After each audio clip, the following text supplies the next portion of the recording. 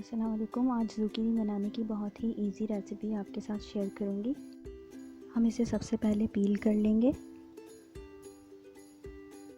पील करके इसे हमें स्लाइस करना है। ये तकरीबन हाफ़ केजी है। इसके लिए सबसे पहले मैंने यहाँ पर 1/4 कप ऑयल लिया है। ऑयल में मैं सबसे पहले 1 टीस्पून के करीब ज़ीरा ऐड करूँगी और इसके बाद मैं इसके अंदर ज़ुकीनी ऐड करूँगी। अगर आपको ज़ुकीनी को इसकी शेप के साथ ही पकाना है और इसकी शेप बरकरार रखनी है तो आप ज़ुकीनी टमाटर के बाद ऐड करेंगे, लेकिन मैंने यहाँ पर इसे शुरू में ही ऐड कर लिया है क्योंकि मैं आखिर में इसे भूनूंगी। अब इसके अंदर आप अपने टेस्ट के मुताबिक नमक शामिल करें और थोड़ी सी हल्दी हमें इसमें शामिल करनी है, तकरीबन हाफ़ टी स्पून के करीब। मैंने बहुत ज़्यादा मसाले इस ज़ुकीनी में ऐड नहीं किए हैं।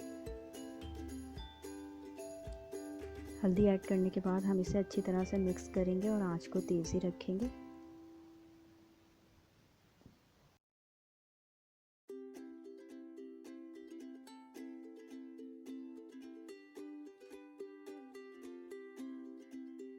हल्दी और नमक को अच्छी तरह से मिक्स करने के बाद 2 लार्ज साइज़ के टमाटर, आप चाहें तो हाफ़ करके भी इसके ऊपर ऐड कर सकते हैं। मैंने यहाँ पर इन्हें स्लाइस कर लिया है और मैं ज़ुकीनी पर इसे अच्छी तरह से चारों तरफ फैला दूँगी।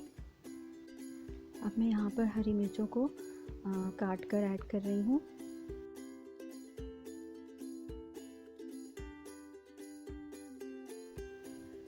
हरी मिर्चें ऐड करने के बाद हम कवर करके और आंच हल्की करके तकरीबन 20 मिनट तक इसे पकाएंगे और इसमें पानी वगैरह कुछ भी शामिल नहीं करेंगे।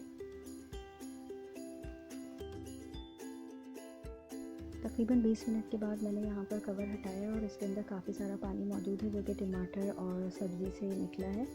अब हम इसे अच्छी तरह से मिक्स करेंगे और 2 से 3 मरतबा तक इसी तरह से कवर करके 5-5 मिनट के लिए पकाएंगे। और आपको जितना इसके अंदर पानी रखना हो या उसको ड्राई करना हो उस हिसाब से आप उसे पकाएंगे। मैंने यहाँ पर इसे इतना खुश्क कर लिया है और भून लिया है। बहुत ही मज़ेदार सी ज़ुकीनी तैयार हो गई है। इसे हरे धनिया और हरी मिर्चों के साथ गार्निश करें। ये रेसिपी अगर आपको पसंद आई हो तो मेरे चैनल को सब्सक्राइब करें और इसे